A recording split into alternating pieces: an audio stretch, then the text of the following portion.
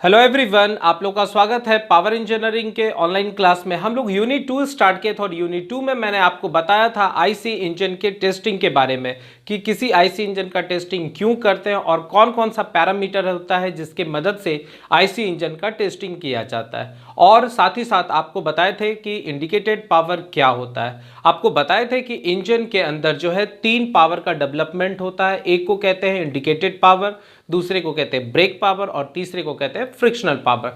तो indicated power आपको बताए थे कि जो कंबसन चैम्बर होता है, फ्यूल के कंबशन करने के कारण पिस्टन के हेड पर जो पावर मिलता है उसी को हम लोग क्या कहते हैं, इंडिकेटेड पावर कहते हैं। यह एक तरह का थ्योरेटिकल पावर होता है। और आज हम लोग पढ़ेंगे कि ब्रेक पावर क्या है, क्योंकि एक्चुअल पावर यही होता है जो क्रैंक शाफ्ट को मिलता है। तो आपको बताए थे, देखिए फ्यूल को जब हम कॉम्प्रेस्ड करते हैं, मतलब सक्शन प्रोसेस में इंटर किए, फिर कॉम्प्रेस किए और फिर कंबशन टेक्स प्लेस किया, तो लार्ज अमाउंट में जो है हीट एनर्जी डेवलप होता है विथ हाई प्रेशर, जिसको हम लोग वहां पर मीन इफेक्टिव प्रेशर भी कहते हैं। तो मीन इफेक्टिव प्रेशर एक्चुअली था क्या? तो मीन इफेक्टिव प्रेशर एक ऐसा थ्योरेटिकल प्रेशर था जो मान लिया जाता है कि कांस्टेंट प्रेशर इंजन के अंदर डेवलप हो रहा है। क्योंकि इंजन के अंदर क्या होता है कि जो प्रेशर होता है कंबशन करने के बाद, जो फ्यूल का प्रेशर होता है वह हमेशा फ्लक्चुएट करता है। तो एक मीन इफेक्टिव प्रेशर मान लिया जाता है कि मैक्सिमम मिनिमम के बीच में एक एवरेज प्रेशर क्या होगा जो पूरे सिस्टम के अंदर कॉन्स्टेंटली लग रहा होगा। तो वहां से इंडिकेटेड पावर हम लोग पढ़े थे 100 pm into area into L into N divided by 60। और अगर मल्टी सिलेंडर था तो वहां पर हम लोग के से मल्टीप्लीकेशन कर देते। तो ब्रेक पावर है क्या? तो कहता है कि सिलेंडर में, पिस्टन में या इंजन के अंदर शाफ्ट के पास जो पावर मिलता है, ऐसे पावर को हम लोग क्या कहते हैं, ब्रेक पावर। सीधा भाषा में क्या होगा, actual power develop eight crankshaft.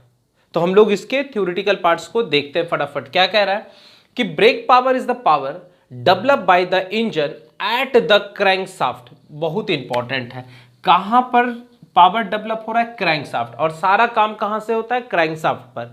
तो क्या बता रहा हूं कि ब्रेक पावर एक ऐसा पावर है, हम इसको एक्चुअल पावर का नाम देंगे कि actual power develop at the crankshaft is called brake power.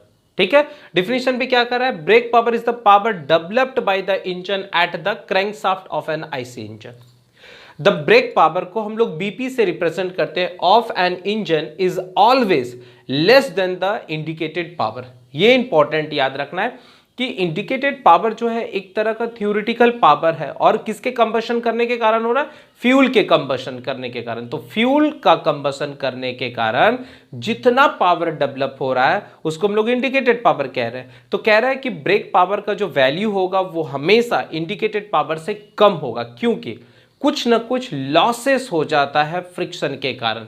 तो कि वही चीज कह रहा है, always less than indicated power of engine, क्योंकि because some power is lost due to the friction. और फ्रिक्शन के कारण जो पावर का लॉसेस हो रहा है उसको हम लोग क्या कहते हैं, फ्रिक्शनल पावर कहते हैं।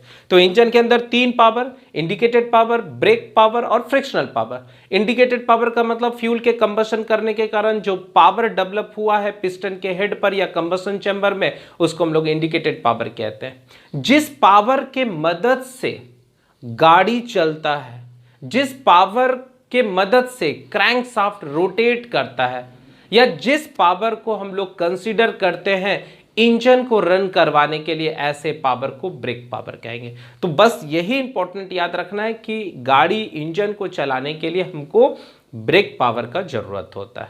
क्लियर है? और तीसरा जो है फ्रिक्शनल पावर, कि with the help of Prony brake dynamometer and rope brake dynamometer we can measure the brake power. कह रहा है कि ब्रेक पावर निकालने के लिए आपके पास दो इक्विपमेंट है। एक आपका जो है प्रोनी ब्रेक डायनोमोमीटर है, जहां से आप आसानी से किसी भी इंजन का ब्रेक पावर और टॉर्क निकाल सकते हो, और साथ ही साथ रोप ब्रेक डायनोमोमीटर के मदद से भी आप किसी भी इंजन का ब्रेक पावर और टॉर्क निकाल सकते हैं। ऑब्जेक्टिव का काफी इंपॉर्टेंट क्वेश्चन है कि ब्रेक पावर कैसे निकाला जाता है, तो आप नाम से ही पकड़ में आ जाएगा, रोप ब्रेक डायनोमीटर।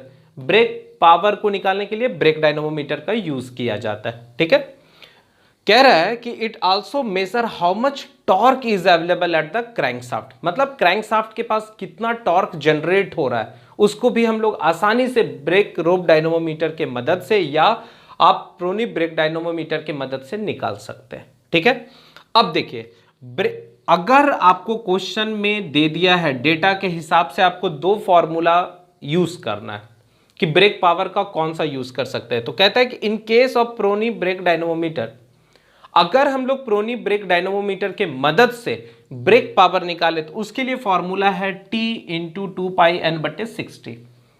याद रखने का आसान तरीका है, सीधा पावर बराबर क्या होता है work done per unit time, और वर्क बराबर क्या है फोर्स इंटू डिस्प्लेसमेंट बटे टाइम, और force into displacement by time को हम लोग वेलोसिटी कह सकते हैं। और इसमें याद रखना है कि प्रोनी ब्रेक डायनोमोमीटर में आप एक देख रहे होंगे कि जो हैंडल लगा हुआ है, ठीक है, उसमें एक हैंडल लगा रहता है और वो रोटेट कर रहा है, तो वहां से हम कह सकते हैं कि linear velocity is equal to R omega, angular velocity के साथ ये रिलेशन होता है। तो यहां से हम लिख सकते हैं फोर्स इंटू आर ओमेगा, और force into R, force into perpendicular distance क्या चीज को रिप्रेजेंट करता है टॉर्क को, तो टॉर्क इंटू ओमेगा। ठीक है, और ओमेगा बराबर कितना होता है 2πn/60। तो आसानी से आप क्या करेंगे ब्रेक पावर निकाल सकते हैं, अगर गलती से भूल गए तो इस फॉर्मूला की मदद से डिराइव कर सकते हैं। ठीक है, तो ब्रेक पावर बराबर कितना हो जाएगा T इंटू 2πn/60। यहां जो टॉर्क हम लोग निकालते हैं ये मीन टॉर्क का बात होता है। ठीक है, अब यहां से देखिए टॉर्क बराबर ऑलरेडी पढ़ा है फोर्स इंटू परपेंडिकुलर डिस्टेंस, तो यहां पर फोर्स की जगह हम लोग क्या लिखेंगे वेट, ब्रेक लोड। ठीक है, और आर के जगह क्या लिखेंगे लेंथ ऑफ द आर्म, या जो हैंडल उसमें लगा के हम लोग घुमाते हैं वहां रेडियस का काम करेगा, तो W into L into 2πn/60, जहां पर W क्या है brake load in newton, L क्या है लेंथ ऑफ आर्म, और N क्या है speed of engine in RPM। बस ये याद रखना है, क्वेश्चन में देख लेना है, अगर ब्रेक लोड दिया है, लेंथ ऑफ आर्म दिया है, स्पीड ऑफ इंजन दिया है, तो आप आसानी से ये वाला फॉर्मूला यूज कर लेंगे। अब देखिए दूसरा क्या बोल रहा है, in case of rope brake dynamometer, अगर रोप ब्रेक डायनोमोमीटर का यूज करेंगे तो वहां पर ब्रेक पावर क्या हो जाएगा नेट फोर्स। वहां पर जो ब्रेक रोप डायनोमोमीटर है उसमें रहता क्या है, तो सिंपल जैसा आप देखे होंगे कि जो जनरेटर होता है या जो डीजल सेट होता है उसमें क्या होता है, हम लोग जो साफ्ट जो फ्लाई व्हील होता है उस फ्लाई व्हील में हम लोग रस्सी को लपेट देते हैं और उसको लोड के साथ कनेक्टेड कर देते हैं, और एक साइड जो है स्प्रिंग लोड रहता है, और धीरे धीरे हम लोग उसको क्या करते हैं लोड बढ़ाते जाते हैं, तो वहां से स्प्रिंग रीडिंग भी देते जाता है। तो वहां से हम लोग क्या करेंगे पता करेंगे कि इंजन के ऊपर कितना लोड लग रहा है। ठीक है, तो लोड क्या हो गया, तो load W minus S, W क्या होता है डेड लोड होता है, और S क्या होता है स्प्रिंग बैलेंस लोड बताता है, जो स्प्रिंग बैलेंस लगा हुआ वहां से हम लोग मेजर कर लेंगे। ठीक है, इंटू πdn/60। देखिए फिर सेम फॉर्मूला क्या है, पावर बराबर F इंटू भी, पावर बराबर F इंटू भी, तो देखिए F के जगह नेट फोर्स, तो नेट फोर्स कितना होगा, तो लोड और माइनस स्प्रिंग फोर्स, तो W माइनस एस। फिर R के जगह R ही रहने देते हैं, ओमेगा के जगह हम लोग लिख सकते हैं कितना 2πn/60।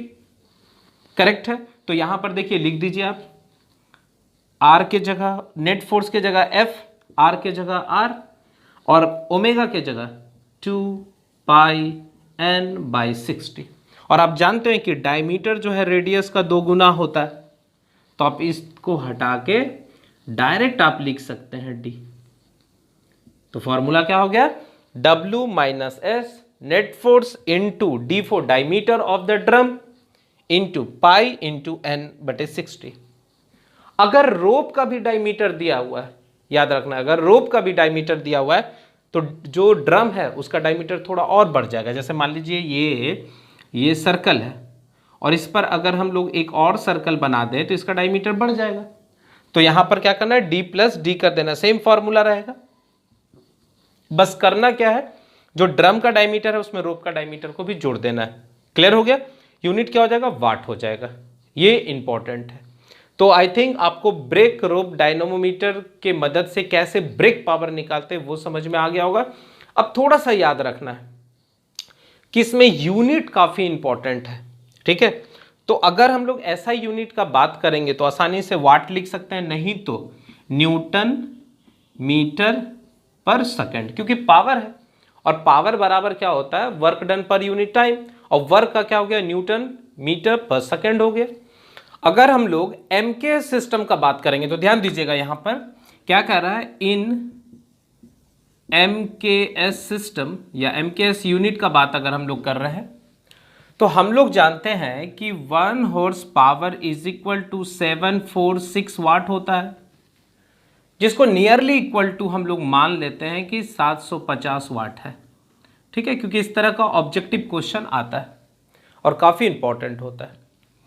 तो हम यहाँ से कह सकते हैं 74750 वाट को हम लोग लिख सकते हैं न्यूटन मीटर पर सेकेंड, कोई कंफ्यूजन नहीं।